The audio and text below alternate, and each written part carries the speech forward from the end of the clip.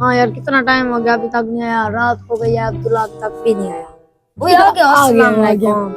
यार बता क्या हाल है? यार हाल बेहाल है, तुझे पता है हसन भाई कैसा है, तंग करता है। जुड़ के बैठो, जुड़ के बैठ। हसन भाई तंग करता है, वो हाँ बहुत तंग करता है। बहुत तंग। मेरा कहा एक बात मान, तू जा घर से जाकर नमक ले, नमक होता नहीं है नमक दाने, करेगा नमक दाने ले आ, फिर मैं आगे तुझे और बताता हूँ कहानी। देखता है जा बस होता क्या, तू जा ले के जल्दी आना बस, इसका काम आज पक्का कर। हाँ हाँ तू जा ले आ जल्दी। मैं अभी आ रहा हूँ।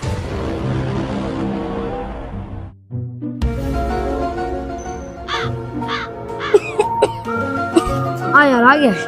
अब मैं हसन भाई को कॉल करता हूँ, देखते जा होता क्या है। हाँ हसन भाई कहाँ हुआ? जल्दी हम रोड पे बैठे, हम आ जाओ। ठीक है। ठीक है आ रहे इसको बताना नहीं। ठीक है इसके साथ जो होने वाला है ना, कब आएगा यार? यार इधर से कब आएगा?